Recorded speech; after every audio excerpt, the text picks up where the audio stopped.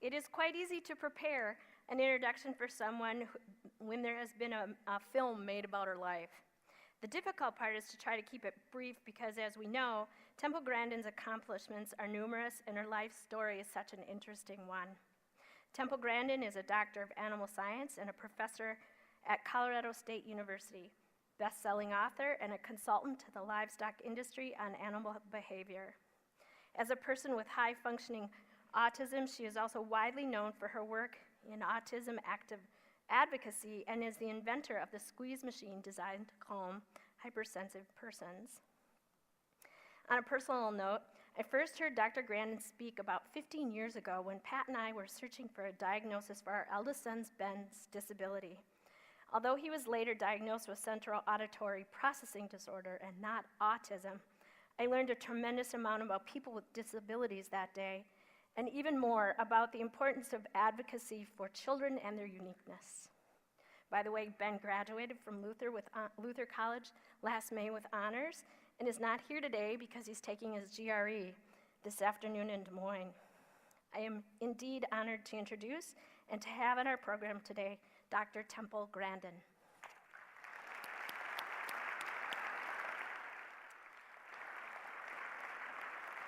It is also with great pleasure that I welcome back Carrie Miller to our annual meeting this afternoon. As a frequent listener of Mid-Morning, her show on NPR, I'm continually amazed at the program's wide range of topics. One morning she's discussing hope and courage, and the next morning she's interviewing Lester Bagley about the Viking Stadium. You do listen. I do. I'm a frequent listener. Thank you. She is always prepared and knows how to ask the relevant and probing questions. On my bucket list, there's a line that reads, "Join Carrie Miller's book club." Do it. As a host of Talking Volumes, she brings a vast array of authors to her show to discuss books and the craft of writing. We're glad Carrie has joined us today to help us maximize our time with Dr. Grandin, who she's interviewed several times. And please join me in welcoming her. I will also say, too, if we have Senator Conrad, who's going to be live with us from DC at 2:15, so we'll probably go directly into that after these outstanding women are finished, and then we'll take a break. So with that, thank you so much for being here. Thank you. Thank you, Dr. Grandin, for coming. Temple and I are going to talk about how seeing pictures, not words, led her to the work she does today and why it is still so important to the work that she does. We're going to talk about how her books and her lectures have changed the way autism is perceived. And I have to know what it is like to have Claire Danes play you in a movie. Who saw the movie of Temple Grandin? It's fantastic, isn't it? You can get it on Amazon. You can get it on Amazon. So were you, actually I think that was just a picture of you and Claire Danes. I didn't see it. When they came to you with the idea to make a movie of your life, were you worried about that? Well, I wasn't worried about it because we had a very good team. Emily Gerson-Sains, the producer, is the mother of an autistic child, and I knew that she was going to make it right. Claire Danes, you know, having interviewed you a couple of times before, when I saw how Claire Danes captured, you know, the way you speak, the way you move, your speech patterns, it was right on. What did you think about Well, it's like her going portrayal? into the weird 60s and 70s time machine. I mean, she became me, and I spent about 4 hours with her, but then I dug up some 20-year-old VHS tapes for her to look at and listen to, and she just spent hours and hours working with a speech coach and a movement coach. So but you two were only together for only 4 hours? Yeah, she of that? videotaped it. Really? And then I gave her another 4 or 5 hours of ancient VHS tape. What did she want to know from you when you two were spending the time together? We just talked about a whole lot of different things. I talked about sensory problems in autism. I explained to her what visual thinking was like, and then Mick Jackson, the director, really got that, because the movie shows exactly how I think visually. And that really helped me in my work with livestock handling, because I noticed all the little distractions that scare the cattle. I always get asked if people know the cattle are going to get slaughtered, and I say, no, they're more worried about a reflection or a chain hanging down or a person walking by. You're right. In the movie, if you've seen it, they put kind of a graphic or a diagram on the screen to indicate how you were not thinking in words, That's how right. you were thinking in pictures. That was That's right. that was a good Like the portrayal. way they had the series of shoes come up, that's exactly how I think. You see, anything that I talk about, we were just talking about oil rigs earlier, I start seeing them. Ones I drive by on the way to the airport, if I say oil rig. And that is the way that it's been from the beginning. That's the way I still think. is. That's the way totally that I think.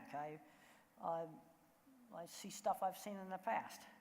And do those images change over, I mean, if I had said oil rig to you when you were 15, and I say oil rig to you now, is it the... Well, it would change. It definitely would change. In fact, when you said oil rig when I was 15, I saw this little plywood puzzle of a map of the United States, and it had the products that each state made. And Texas had a derrick like on it for oil, and I saw that map. So it becomes more embellished with the additional information that you yes, get. and of course, right after British Petroleum, of course, I saw that disaster. Now I'm seeing the ones on the way to the airport. So now you think about oil spill, oil rigs, all of that other. Well, yeah, you say oil spill, I get a different set of pictures than if you say oil rigs. What becomes clear in the film and in your books is that this has been a very difficult thing for other people to grasp, to understand. It's difficult for people to think about other kinds of minds. In fact, we're working on another book right now on different kinds of thinking. I'm a photorealistic visual thinker.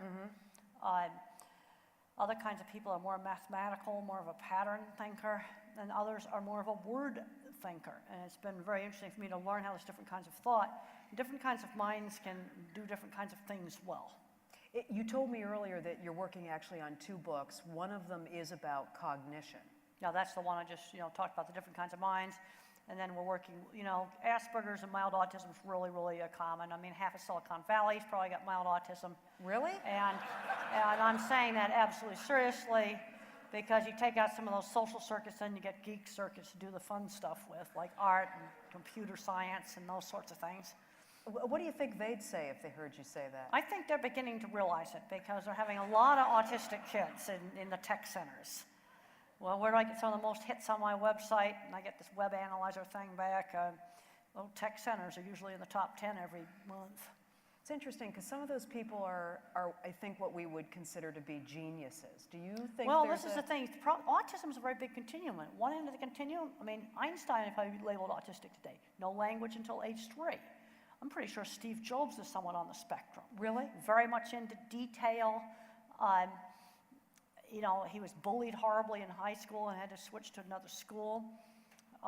If you got rid of all the genetics, that'd be a terrible price. Now, at the more severe end of the spectrum, you've got kids that are definitely not going to be working in, going to college or working in a major industry. Right. It's a very big spectrum, but a little bit of that, take out some social circuits, then you get circuits for doing other things.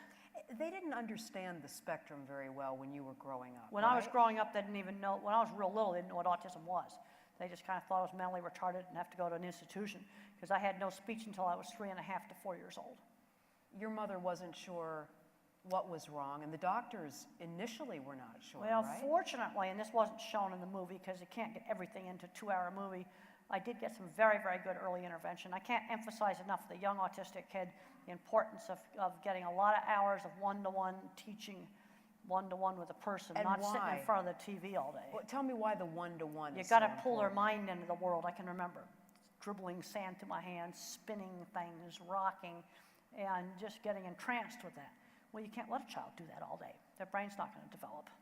One of the things that you say in the book is, I often needed a certain amount of pushing to do new things by myself. Well, when I was 15, the opportunity came up to go to my aunt's ranch, and I was scared to go, and mother says, well, you can go for all summer or maybe just for a week, and ended up staying all summer. You got to push them some. You got to push them a little bit past their comfort zone, or they're just not going to develop. I love that scene in the film where you get off the plane and people are waiting behind you and you say, it's hot. It's really hot. And people are like, yeah, it's Arizona. Get off the plane. And you're holding everybody I up. said, do people really live here? I actually said that. Did you? Tucson, Arizona. Tucson, Arizona in the middle of the summer. You still wonder that? Yeah. Well, I lived in Arizona for 11 years. So I wonder if you still have to push yourself or be pushed by people that are close to you to try new things, if that's still a little scary. No, I'm a lot better about that now.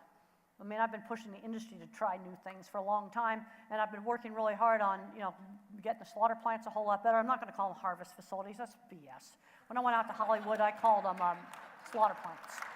And we got to stop that kind of BS. And the thing that really frustrates me is I got the slaughter plants really cleaned up, and nobody knows about it. It frustrates me, and I want to really commend Cargill for going on the Oprah show. That's great. I'm at the point right now with ag. We need to put in TV cameras, stream it out to tour websites. Just stream it out there, because what the activist groups are telling the public is that everything's bad. This is what Temple and I were talking about outside, that you say you will walk into some of these plants where there aren't supposed to be any cameras, and somebody will pop open a smartphone and take pictures. Well, he's taking a picture. What he wanted a picture of is he wanted an autograph, and he wanted a picture with him. So another guy there used the phone to take a picture of me and the guy.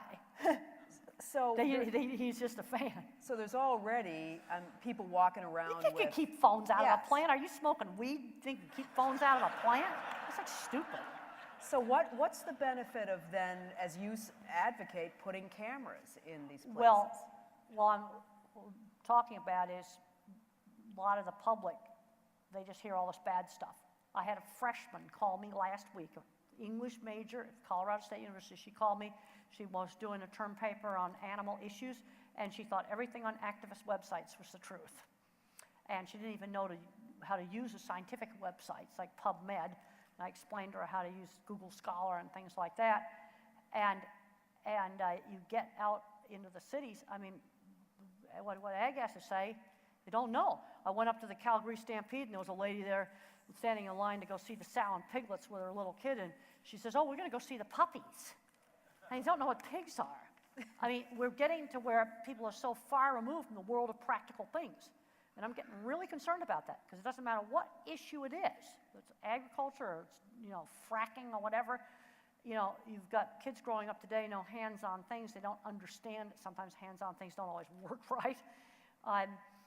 And young people that want to go into activist in any issue, they want to become lawyers.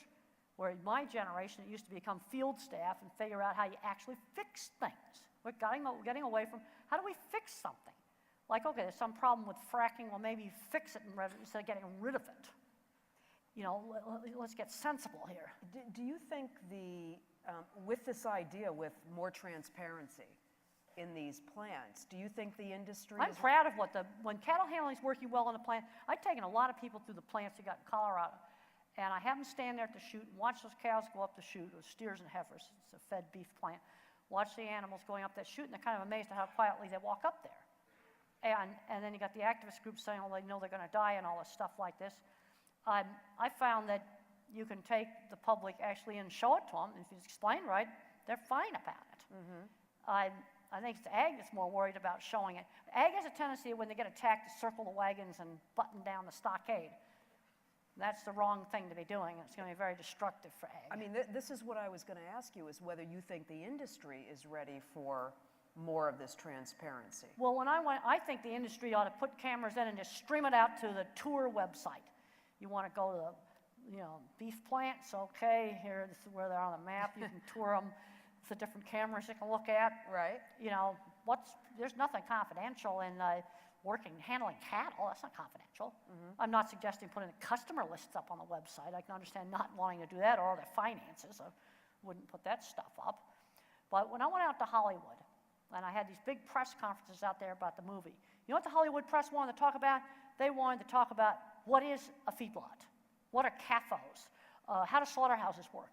They were just curious about things. They weren't attacking, because that Hollywood press is more like the general public. And this was a big convention where all the cable channels were showing off their stuff. Mm-hmm. Like maybe 70 cable channels were showing their stuff off there. So that press is like much more like the general public. And the moderator had to cut it off because they weren't getting any movie questions. They didn't want to talk about the movie. They wanted to talk about cattle. They're curious. The other thing we got to remember, we're not communicating with the activist groups. We need to be communicating with the general public. And it frustrates me that, the general public doesn't even know what a pig is. It's getting worse. You know, now I can remember 15 years ago, there was a man at the Denver Stock Show that he thought leather was cruel because he didn't like the way we peel cattle to get leather off them, and then you let them grow back another crop of leather. Well, at least he knew that leather came from cattle. Well, now they can't tell the difference between pigs and puppies. For anyone who has not had a chance to read the books, I want you to explain how it is that you came into these plants and you understood that the design was wrong and that you could make this a much more humane, respectful experience for the animals. Well, the first thing is you got to get rid of the stuff that they're afraid of. And they have very wide angle vision, and they're scared of a lot of rapid motion, people walking by, reflections, chains hanging down, puddles of water. It's amazing how you can fix a plant with a portable light, duct tape, zip ties, and some big pieces of combo box cut up. Works really well. You put the cardboard up in the places where they're seeing people walking by or equipment. You add a light on the entrance because they're afraid of the dark. You may put a plastic garbage bag over another light because it's making a reflection. And you get the lighting just right and the cardboard in the right place, and they'll go right in. Then you got to train the people to handle small groups. Don't jam the crowd pen full. That's a constant battle because people don't want to walk. So they bring up too big a group at a time. But most of the plants, when I worked on the original McDonald's audits, they had 75 beef and pork plants on the approved supplier list. And to get the handling really good, only 3 had to build something really expensive. Everything else we fixed with a lot of non-slip flooring, unloading and chute areas, and solid sides. Of course, you replace the cardboard with metal, and changing lights and things like that. And then I developed a very simple scoring system. And again, it's based on directly observable stuff. There's a tendency with all this regulation to change everything into paperwork. Well, I worked in construction for 20 years on installing equipment. We used to fake up paperwork. You know, you gotta look at directly observable stuff, like how many cattle right in the stunning chute mooing their heads off. You know, how many cattle are allowed to moo in a McDonald's audit out of 100 head of cattle? You can have 3. More than 3 moo in the stunning chute, you fail the McDonald's audit. Because the mooing is a really good outcome measure of poking them with electric prods, or slamming doors on them, or doing some other really bad thing to them. Yeah, but you know, when you say it's observable stuff, I mean, the talent you have is in this unique observation. We've trained people to do it because it's a very simple audit. That you're allowed 1% falling, and you score. Will the animal fall down? Yes or no? Well, any dingling can see it. It's easy to train somebody to do that. Did it move? Yes or no? It either moved or it didn't. It's that simple. Did they poke it with the electric prod or did they not? You know, if you touch it with the electric thingy, you can't, because I can't tell if it's turned on. So, you know, it's very, very simple. It's directly observable. In a lot of things, we need to be looking at directly observable things a lot more than paperwork. And there's been a tendency now for all kinds of issues to get more abstract. I read the dumbest article the other day about fracking. Well, you had an oil company lobbyist in there saying, well, the fracking part's only the part where you inject the fluid down the well. It has nothing to do with all the mess you might have around the well, with lagoons and other messes they might have. And I'm going, well, that's absolute BS. It's the whole process. Hey, rent me a plane. I'll fly over these rigs, and if they're making a mess around over the top of the well, I'll see it. Unannounced audit on that. Aren't you busy enough with your No, books but I mean, and but that's the approach I would take. Things I can directly observe. Yeah, how about lab tests around the water wells in the area before they start drilling? It's a science. Yeah, but the other thing is you got to figure out what are the relatively few simple things to measure. Because on the cattle handling at the slaughterhouse, I measure the stunning score. You got to shoot 95% on the first shot. You got to get them all dead before you cut them up. 3% vocalization, 1% fall, and you got to get 75% move with no electric prod. Those are the critical control points because they measure a whole lot of other problems. I'm not going to tell them what kind of equipment they have to have. And then there's a few bad practices you just ban, like dragging downers around. You're not allowed to do that. You got to figure out what's the important thing to look at. I can tell you what it is on aircraft, and it's going to have to be examined by mechanics because the pilots can't see it on walk-around. Tails. There's been 5 major complete loss of aircraft accidents in the last 20 years, and something either fell off the tail or the steering components broke. It's all hidden inside the tail. So maybe tail inspections might be a good idea. I think Just there- enough planes to make the airlines really serious about that part of the airplane. I think that there are people who listen to you talk very practically and straightforwardly about cattle, slaughterhouses, who have a hard time reconciling that with your obvious love of animals and your love of cows. Well, the thing is, nature's harsh. There's nothing nice about how the wolves kill things. They just dine on live guts. Big cats will kill you first. The wolves, they don't do things that way. Everything dies. The other thing I got to thinking, and I got very upset when in 1990 when I developed the center track restrainer system. Here I just designed this really elaborate, very efficient system for holding cattle when they kill them. And I thought, and as I stood in this catwalk looking over a sea of cattle underneath me, I thought they would have never have been born if we hadn't bred them. They never would have existed at all. The other thing is you've got to give an animal a decent life. Cattle, they're outside, they probably have the fewest welfare issues. Other animals, there's still some problems. I mean, that's the thing that I think you've talked about, is that you have to respect them because we're raising them for us. Well, that's right.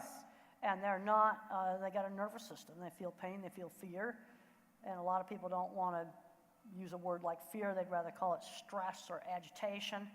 But if you go over the neuroscience literature, it's very well documented that they feel fear, and they use that fear word in the neuroscience literature. We tend to like to avoid that word.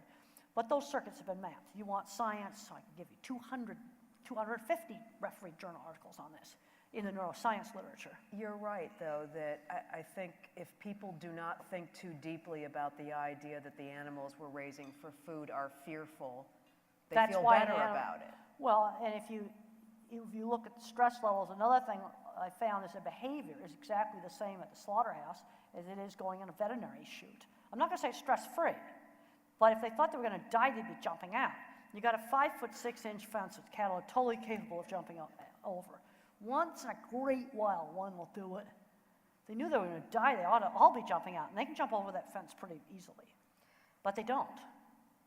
This has gone so fast, I'm going to open it up for questions to the audience, even though I have a million more questions for you. We've got microphones on the side, and I think Crystal and Tony will come to you if you have a question. If you just raise your hand. Really? Okay. Here we go. Oh, I thought he was going over to... Really? No, but you've got to be kidding me.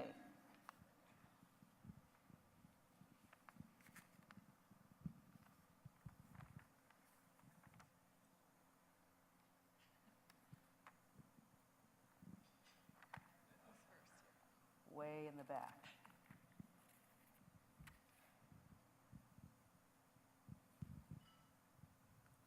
Good afternoon. My name is Kirby Schmidt from the University of Minnesota. Thank you very much for being here today and sharing your time and your experience and knowledge.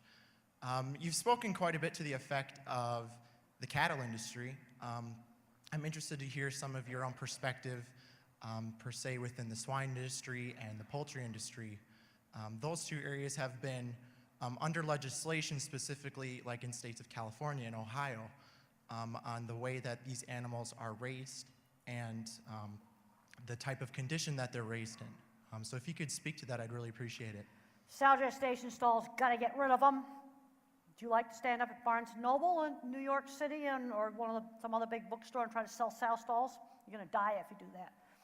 I did a survey on United Airlines over 10 years ago, where I showed the focus group participant, who's United's computer picked to sit next to me, pictures of sow stalls, and real attractive pictures, too. And then pictures of just finishers on slats. And I told them I was doing some consulting for a major restaurant company on proper pig housing. I was deliberately vague. As soon as they found out it couldn't turn around for most of its life, 2/3 of the public doesn't like that. Now, the finishers on slats being indoors, most people had no problems with that. They just said how nice and clean they were. 2 other scientific surveys have come up with the same results, 2/3. What did Proposition 2 pass by? 2/3. Sow stalls have got to go. And then we ought to just open up the house and let everybody see stuff. And if you're worried about biosecurity, you can have the pig tour webpage. You know, we need to be showing stuff. Now, I'm very concerned about the fatigued pig problem, because what I'm seeing now when I go to the slaughter plants is problems with weak pigs coming in. They've been pushed really hard genetically or pushed really hard as beta agonists that are too weak to walk off a truck and walk to the stunner. I got severe problems with that. This is what I call biological system overload. I think we're getting into some problems with that with the dairy cow and with pigs. Chickens are actually fixing some of their problems. 10 years ago, they had horrendous leg problems. And they've actually slowed them down a little teensy bit and have improved the legs a whole lot. But the thing is, these things happen slowly, and it happens slowly, and bad becomes normal. And it happens slowly, you don't realize it's happening. But you got to give me a fit animal that I can handle. And somebody that comes in with a bunch of downers and things like that, that's totally terrible. One of the plants got the problem solved by charging a fee to recover the cost of hiring an employee with a bobcat loader to handle downer hogs. And guess what? It made a lot of downer hogs go away. I don't want to talk about fatigued pigs. I want to get rid of them. Let's just get rid of them. And they're not that hard to get rid of. All right? Question here. Gary Cook. So, Dr. Grandin, is it, excuse me. So do I take it then, I'm not going to articulate this very well, but in your role in the harvesting of animals, slaughterhouses, does your evaluation of practices there, is it now becoming a case of your commentary or your observations moving downstream in the production practices? I mean, you talk about fatigued pigs. Do your comments now have significance? Well, some plants, I want to commend the plant that's charging the $25 fee to recover their costs, because you're going to have a full-time employee with a bobcat loader. I went to another plant 2 years ago that had 5 full-time employees handling downers. I told them that was an obscenity. I went back there a year and a half later, and they got it stopped. They had to get rid of one genetic line of pigs that were really awful feed. They reduced the ractopamine use. They didn't ban it, but they reduced it.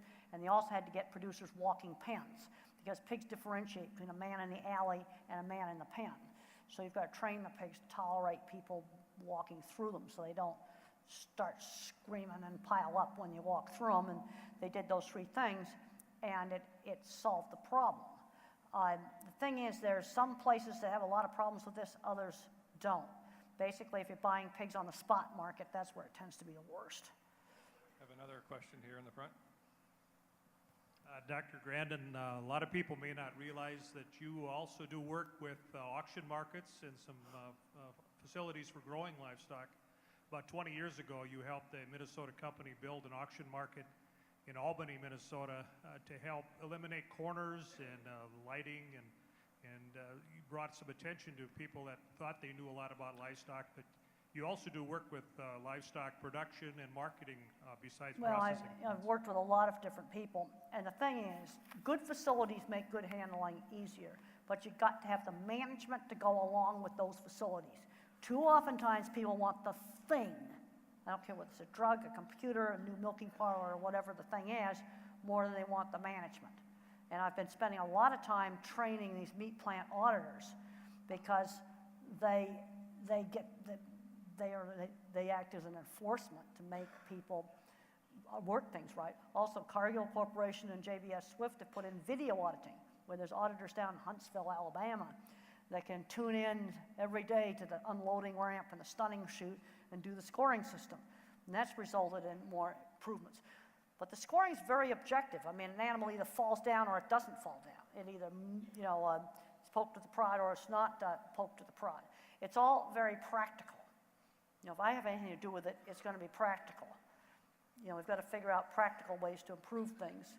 And there are still some problems I'm concerned about. The weak pigs, and there's certain, I just got the results back from the 2011 Journal of Animal Science. They published the results of the dairy cow audit, and dairy cattle have 3 times more lame cattle than beef does. There's still a bottom 10% of dairies that wait until cows are half dead before they sell them. What I've found in the 35 years I've been in ag is the people that are handling animals have gotten better. The number of people that have gotten better, that has expanded, and it's expanded a whole lot. But unfortunately, there's a bottom 10% that's still atrocious, and they're still there. Unfortunately. question over here to your right, and I'm also going to interject. We have about 2 more questions and just a little bit of time for some conclusion. Before then, we'll have a minute to have about a 3 or 4 minute break before Senator Conrad is live on the video conference from Washington, D.C. at 2:15. So I apologize for the compressed time, but 2 questions, a conclusion, and then we'll recollect for that 2:15 part of the program. So here's a question. Yeah, my name is Paul Helgeson with Golden Plum Poultry. I was just wondering your opinion on third-party certifications for humane treatment. When you say third-party certifications, you're talking about auditing programs, or the slaughterhouse, or are you talking on the farm, or the specialty programs? Ones that would go on a consumer label, like the... Oh, okay. Well, each one of those labels has sort of its own niche that it's going for. I mean, I basically see in animal ag, you're going to have 2 big markets. You're going to have your commodity type, market, and then you're going to have all different kinds of niches for different things, different kinds of chicken, different kinds of pasture beef or organic, and that's just the normal way the market works. And animal welfare is going to get in with that as other things get in with that. Dr. Grandin, Paul Christ, a question on, are there objective measures as to stress or discomfort experienced by animals? We tend to interpret the life of a caged layer in human terms, and the same thing with a Well, I solid think crate. this colony enriched housing, it's still a caged system. You can go on the JS West Poultry webpage. They've got a live chicken cam streamed out to the internet. You can see the chickens in that system. And I see that in the future becoming a good alternative for regular commercial eggs. It's still a cage system, but they got full posture. A hen can actually walk with normal posture in the system. I go in there and they do this like that when they walk. Well, they can't do that in a battery cage. They've got perches. They've got a private nest box. Hen really wants a private nest box. That's an instinctual behavior to hide to lay her egg, so the predators won't eat her. And she still has that instinct, even though there's no predators on the farm. And they've got a little place to scratch it. I mean, those are some of the basic amenities that hens need. And I think that's going to be a reasonable alternative for the regular battery cages. I think we have to look at everything that we do and say, if you bring your wedding guests out there, you're going to be proud to show it, or you're going to be squirming. Now, I've taken a lot of people through our big plants in Colorado, and they mostly will go, oh, it's not as bad as I thought it was going to be. One time I went in the plant, and they had some really horrendous cattle there that were really super wild and didn't look very pretty. I made them wait until we got another bunch, some other more reasonable cattle, and I don't care if the planes get missed. That's one thing I've learned. You don't rush the tour. Something goes wrong, you make them stay there and you fix it until it's running right. I like that idea of a chicken cam. You can watch that all JS day. West. Oh, and by the way, I will be around after the senators talk. There's a few books out there they got to sell, and I'll be around to talk to people some more. She's going to sign books after. They had to go get more, so I think come back. I think they went to every Barnes & Noble in town. That's okay. That's a good they thing. were taking the labels off. Temple, thank you so much. Great to have you here.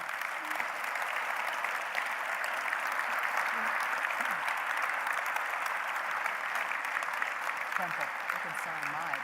Oh, okay.